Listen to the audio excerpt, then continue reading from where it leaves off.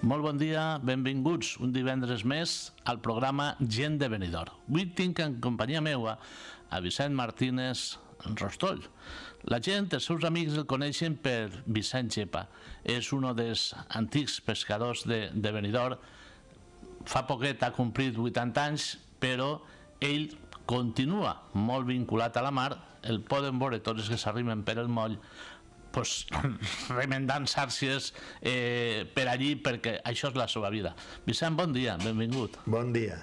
Bueno, això de Vicent Gepa és un nom carinyós, no? Dels teus amics, com tots així tenim algun apel·latiu, no? Sí, els amics, bueno, els majors m'ho van traure d'allí a la platja, el principal Quico Colgat, uno que diuen Quico Colgat. El pare del iaio que estava de contramestre en el club nàutic. Bueno, comencem pel principi, sempre comencem així. Vicent, on va néixer? En quin carrer? En quin lloc? En el carrer de Roques, avui Condestable Saragossa. Ja no pot ser més mariner el carrer. I de menudet, a tu te va entrar la passió eixa per la mar, el dir, jo vull ser pescador. No, més que res per obligació. Perquè quan s'anaven les almadraves en el poble quedava molt poqueta gent per anar a pescar a la sardina, a les tarrafes, i mos agarraven els xiquets per anar a ajudar, que l'únic que podíem fer era plegar la banda, que no podíem en ella, de lo que pesava. Això estem parlant de molts anys tenies? Pues 12 anys o per ahir. Ja deixaren de ben joveners d'anar a escola perquè ja mos dedicaven a la mar per aquestes necessitats, que es quedava el poble sense gent. I del mestre te'n recordes? Quin mestre vas tindre? On anaves a escola? Del mestre, pues, doña Conchita, que vivia al costat de ma casa, en el carrer Les Roques. I després, en uno de la vila, que venien en bicicleta, don Francisco Tito Llorca. Venia ell i don Jaime Marcet, que anaven els majors. I això on era, l'escola eixa? L'escola doña Conchita en el carrer del Molí, el que és avui la residència del Molí. I després, en el de la vila, en l'Ajuntament de la Platja. Vicent, tornem a la pesquera. En 12 anys, molt jove, el que n'hi havia, sí, quines barques? Eren tarrafes? Tarrafes. N'havien 14. Jo he arribat a comptar en 14. I tu en quina anaves? Com seria? Qui era el patró? Jo anava en la que tenia mon pare i llurs germans, els tabarquins. On anàveu a pescar? Bueno, anaven a pescar així en la bahia, però quan arribava el mes d'abril i per ahir buidaven pa Cadènia i a Xàbia, feien la fosca i tornaven. I a més a l'estiu anaven a Alacant a pescar a la boga. Entonces, m'imagino que, clar, la faena del pescador és una faena molt dura, es guanyaria poquet, m'imagino, molt poquet, i sobretot quina obligació, no? Perquè hauria que alçar-se molt matí per a... No, en eixa passaven la nit en la mar. Anaven per l'esplai i tornaven per de matí. I de dia dormien. Havia molt de peix, entonces, més que ara? Sí, havia vegades que n'havia, però escassejava molt. Havia temporades que sí que entrava la sardina i se n'agarrava prou, però no era massa quantitat, no. Havien persones que diuen que tenien que buscar a la sardina com la penicilina per curar a uno. Això ho dia el tibi Sancho Roll. Te'n recordes què podia valdre un quilo de sardina en aquella època? Pues el quilo de sardina el que valia no, perquè es venia per caixes. Una caixa, creus? Una caixa, però jo he conegut un preu gran, 50 duros una caixa. Però això faria més temps, no? I ja fa temps, però les caixes no eren les d'ara. Les caixes tenien 25 i 30 quilos. Avui tenen 10 o 12 quilos. De totes les pesqueres, has dit de la boga, de la sardina, no sé si el gerret també... També el gerret, el bolig, en l'illa. En l'illa, sí. De totes, quina és la que més t'agradava? No ho sé, jo és que soc molt aficionat, però totes les pesqueres de la mar m'agraden. Tot el que siga en sàcia. L'am no. Això de la canya i esperar... Això no, però en sàcia m'agraden totes, no sé quina... I ara, per a matar el cuquet, seguissis arreglant les sàcies amb nebot, no? Perquè no mos deixen a nosaltres jubilats anar a la mar. I què fas? Perquè te ven tots els dies ahí posant suros, arreglant... Fent forats, tot el que es trenca, tot el que trenca el meu nebot ho arreglem nosaltres, el meu germà i jo. Per això, com se diu, per amor a l'arte, o com ho fas? No, per amor a l'arte, sí. Bueno, amor a l'arte no, m'enduc una mica de peix tots els dies a casa. Però cobrar no cobre, perquè... Lògicament, el teu nebot continua Sí. en això. I crec que ara mateixa és l'única barca de Benidorm que es dedica professionalment a... Sí. N'hi ha un altre del Campello, però no està fija, sí. És del Campello, té la base, sí, però sempre està pescant per fora. I actualment s'agarra peix? Dona per viure això? Jo crec que sí que dona per viure, perquè només van dos, i clar, jo crec que el jornal se'l trauen. Fluixet, però jo crec que... Ho venen directament perquè, clar, així no hi ha... No, ho venen en lonja, en Altea, ho duen a Altea. I què s'agarra normalment ara, en estos moments? Dependrà de la temporada, també. Doncs ara, més que res pesquen al moll. Al moll, i calen altres sàcies, la sèpia, dentolets... peix d'eixe, perquè calen 2 o 3 sàcies per poder arreplegar. Perquè clar, la llampuga, tot això... La llampuga entra ara, però ells no la pesquen, la llampuga. Clar, perquè això ja... Ara en octubre paren, perquè tenen un paro d'un mes biològic d'aixos, i en novembre ja començaran a pescar a la melva, la dicholeta, bonyitos, si n'hi ha alguno, bacoreta i tot això. Ja retiren la del moll i... La forma de pescar és se cala la sàcia, se deixa allí, després s'arreplega... No, hi ha sàcies que les calen d'esprà per demà de matí, per salpar-les demà de matí, i la del moll ixen a les 5 del matí, la calen i quan tija el sol la salpen. N'hi ha molt de moll ara? No se n'agarra massa, estos dies darrere, però està massa esplugat ja, tot l'estiu arreant-li, pues, a última hora va acabant-se, hasta que no es reproduixca otra vegada. El problema d'això de la pesca, moltes vegades, que costa molt el que siga sostenible, no? Perquè passa igual que en la tonyina. Per cert, jo no sé si has anat alguna vegada a una almadrava. 3 anys he anat a l'almadrava. Barbate... 2 anys a Barbate, 2 temporades de 6 mesos, quan tenia 17 anys. Vaig anar al Penmanya, l'any 50. I què recordes de... Perquè això també és una pesca molt bonica, no? Record bonica. Bonica és si no fora tan llarga i estàs fora de casa. Pues fèrem llevades hasta de 3.000 tonyines en una tira. Estem parlant d'animals, de peixos... De 200 quilos. Clar, perquè la gent dirà, bueno, 2.000, 3.000, bueno, 3.000 peixos, però... De 200 quilos. De 200 quilos. En mataren 36.000 en la temporada. Això ara tampoc. Ara tampoc, no? Ara els japonesos se ho enduen tot. Si n'agarren 1.000 en la temporada, és prou. I tenen un cupo. Quan arriben a aquest cupo ja no poden pescar, ja tenen que tirar la madrava en terra. De la de Benidorm te'n recordes? Sí, ha anat prou vegades a pescar allí a la llampuga. On estava? Com estava calada aquesta almadrava? Estava calada del racó pa a dins. Del racó no, del... La punta llicera? No, estava acabat on està l'edifici el Rancho Grande, anant per Cal Racó. D'ahir marraven la cua de terra, la ribera, i calaven per a dins. I el quadre estava en una senya que es diu la Torre a l'Home.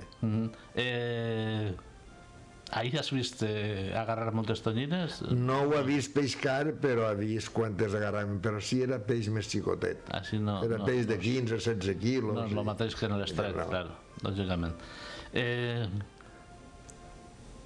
Qui anava de la teua quinta, dels teus amics, d'això que te van posar el nom i tot això, qui recordes que anava en companyia teva a pescar o alguna anècdota de... Que anava en companyia meva a pescar, doncs tots eren de Benidorm. Jo he anat en els gats, que anaven els fills, a la mar he anat en el Russo, en la traïnya de Xorroll. Anava a Potera, a Pepet el Gastaor, Cabot, dic, els apodos. Sí, com es coneix la gent, sí. Quico Mosca, Tío de Santonja, que d'ahir d'antes.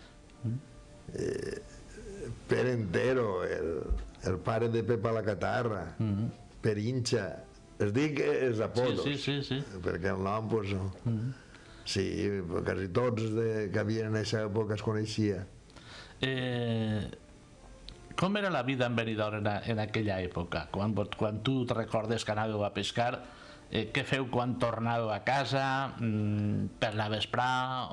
Doncs quan tornaven a casa, assentats allí al parque, davant de l'Hotel Colón, que ahir feia sombra esperant que vinguera el camió d'Alacant que havia anat a vendre el peix, per anar a comptar. I per l'esprà mos avisaven, agarraven el capacet i en el sopar i a la mar. Què es podia emportar un home en aquell entonces que anava a pescar a la mar?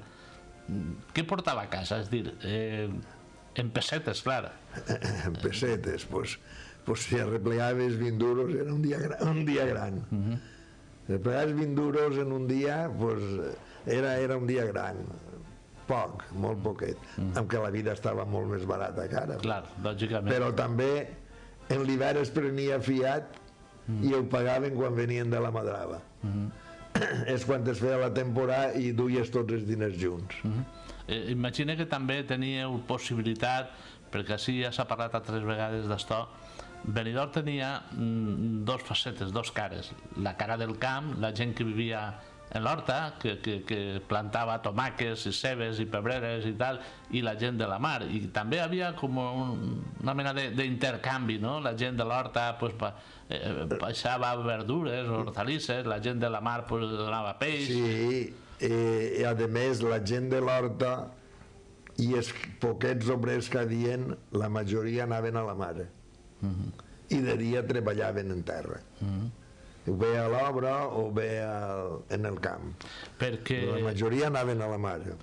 Perquè pot ser per aquesta circumstància fam en Benidorm, jo crec que no se n'ha passat mai. És dir, hauria millor alguna època, però que sempre havia possibilitat... Sempre s'arreplegava alguna cosa, sí, totes les cases tenien el peix salat per canviar o per donar o per tindre una miqueta de companatge, o bé a la droc o bé mel, bé salat que duies de la Madrava. Perquè això, per ous, pollastres, conills, clar. No, els ous estaven més escassos, entonces, estan tirats, tots estaven més escassos. Tornant darrere de nou, de l'època de jove, perquè clar, jo no sé si tu has arribat a tindre eixa, diguem, infantesa, eixa època de xiquet, de jugar i de tal, perquè... A què jugàveu? Qui recordes? En quins... Pues jugàvem per la platja. Jo he conegut hasta femos de sacs de ciment, femos pilotes de jugar al futbol per la platja. En sacs de ciment? Això pesaria... No, el paper del que venia el ciment, del sac, el paper buit. El rotllaven i en cordes el amarraven. Si això de l'arena... No, el paper. Feien boles i en això jugar no tenien ni pilota per jugar. Parlant de futbol, a tu t'ha agradat sempre molt el futbol, no? Tu has sigut, que sàpiga jo, un seguidor també del Benidorm. Del Benidorm, sí. És el que més m'ha agradat. Tenia el socio, tenia el carnet de socio, el número 42 tenia. Jo recorde haver-te vist moltíssim en el futbol, des de l'època Lope de Vega, després... També se va passar bé entonces, no? En aquella època, no? Sí, i eixíem, el meu cunyat tenia una furgoneta i eixíem darrere del Benidorm quan anava per ahir, l'any que millor va estar el Benidorm, que va pujar a tercera. No, era antes, a tercera. Vicent, saps que el diumenge es juga el Benidorm La Vila? No, sempre ha sigut això, i Benidorm Altea també sempre ha sigut. Recordes alguna anècdota d'algun partit d'aixòs des Benidorm La Vila o Benidorm Altea? Sempre han hagut bregues i líos i coses, sempre, en aquests partits, però no recordo ninguna. Pot ser que haver entonces més passió. Havia més passió, sí. Pot ser també perquè no havia altres moltes distraccions. No havia altra cosa només que això. No havia tele per veure-ho tampoc, ni res, pues. Te'n recordes d'algun jugador d'ací, de Benidorm? Bueno, a Marcos segur que l'has vist jugar. A Marcos, a Maxi, a Pocho, a Pepe l'Estanc. Això anteriorment. Anteriorment a Marcos, sí. Sí, però em referís, abans de Marcos, d'aixòs que estàs anomenant, en Benidorm ha tingut també equip de futbol, no? Sí, Miquel Soria també jugava, que jugava molt bé. Rubén, un fill del telegrafista que havia ahí en la carretera. Tots això eren anteriors a Marco. En l'època de... Qui havia de president? En el Benidorm? Sí. Obago, Vicent Xarrina crec que va ser també. Qui més? No me'n recordo. I parlant d'esports, i la pilota també en Benidorm? La pilota, jo jugava poquet, a Raspa jugaven quan eren xicotets, allà al Paseo Colón. Però sí que havia afició, no? Sí, claro que havia. Les grans ja jugaven ahí en el carrer Ricardo.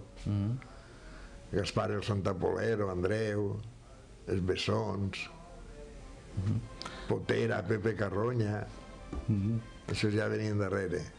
Toni, Vicentes Tres Casetes. Aquella època la gent de Benidorm lògicament esperava el diumenge per veure una partida de pilota o un partit de futbol, no? Sí, claro, no havia altra cosa. El partit de futbol no, perquè era diumenge sí, diumenge no. Arriba un moment en els anys de 50-60 que Benidorm comença a transformar-se, comencen a vindre alemans, inglesos. Què recordes d'aquella primera època de turisme, també madrileños, alcoians? Alcoians, sí.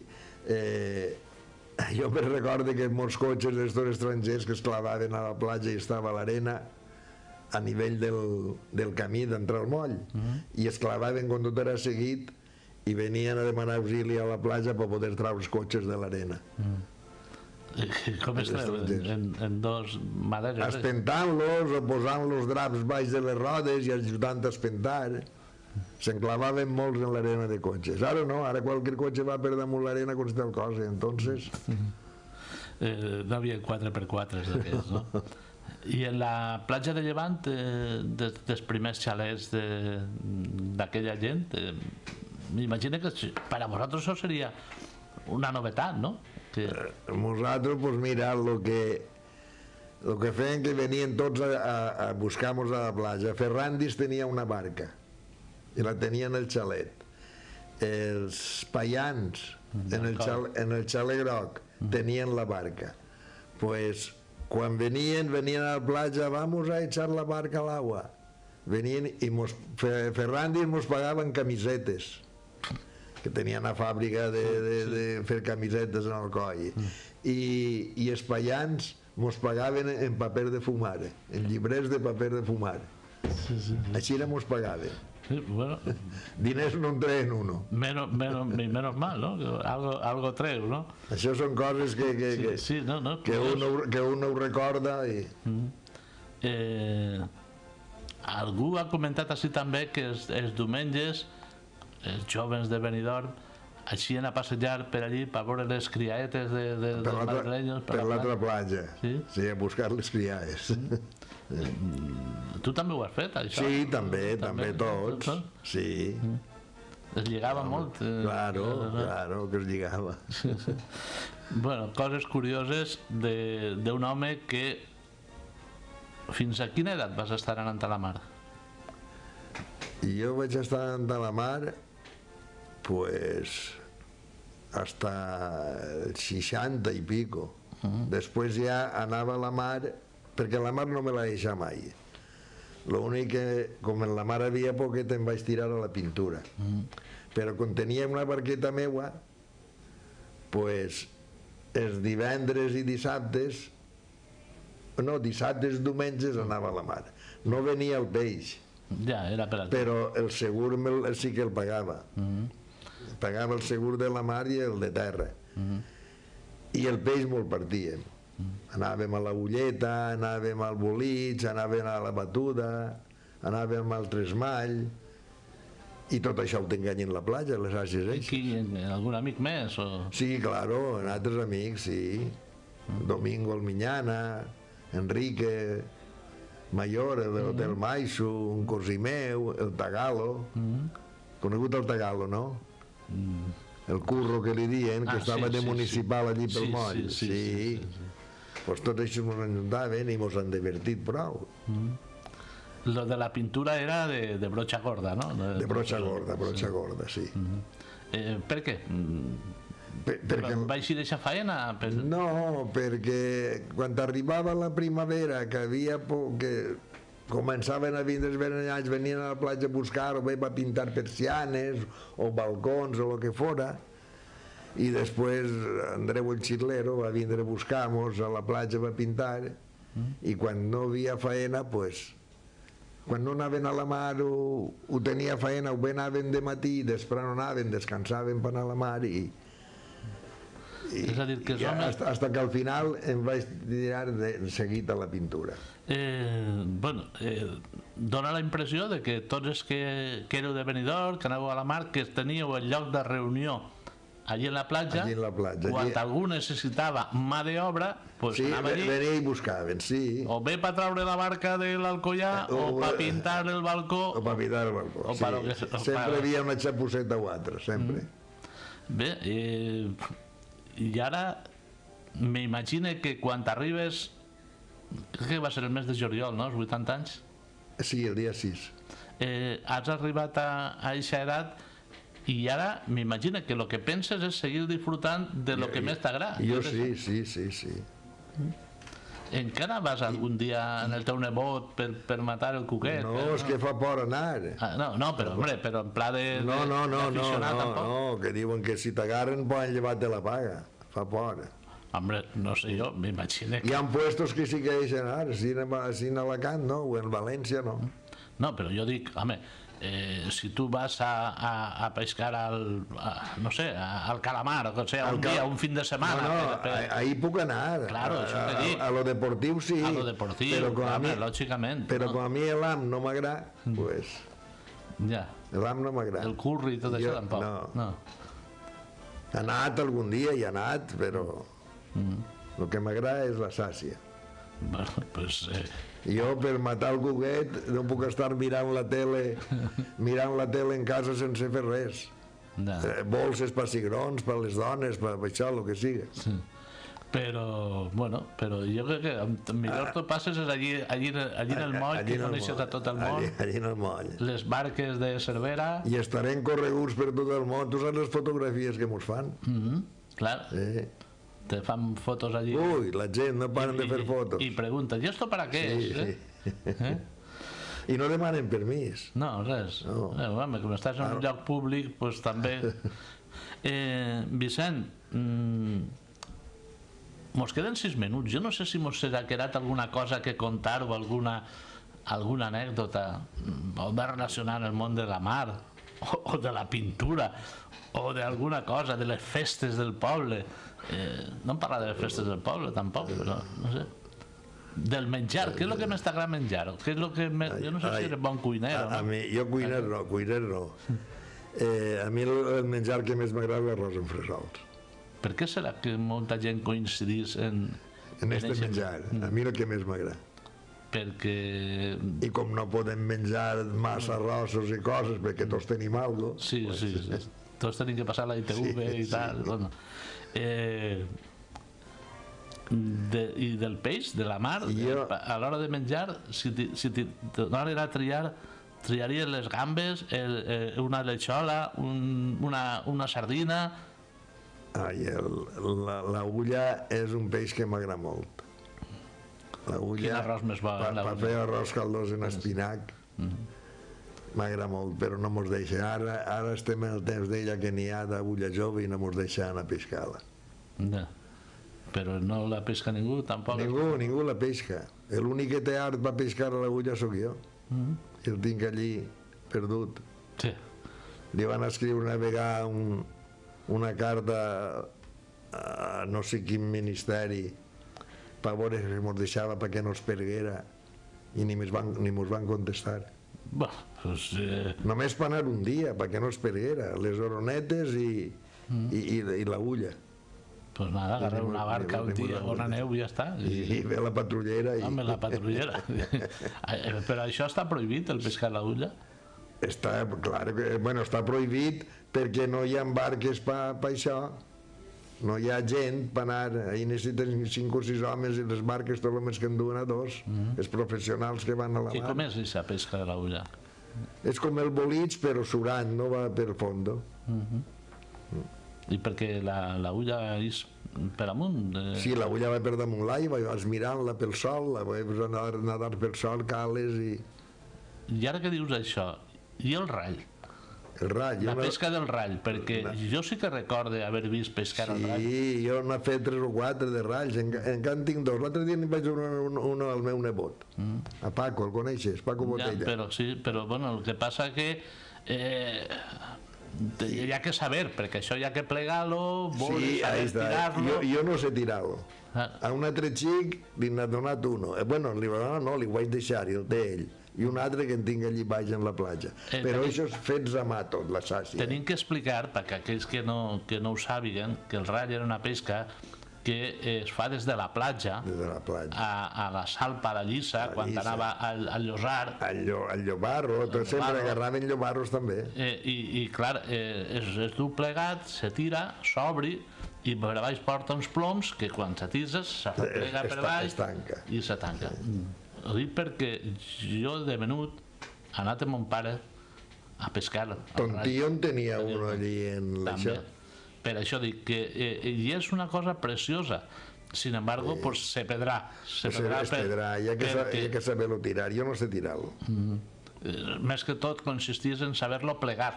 És família teua, Vicent, no? El català. Sí. Ell ja tirar-lo.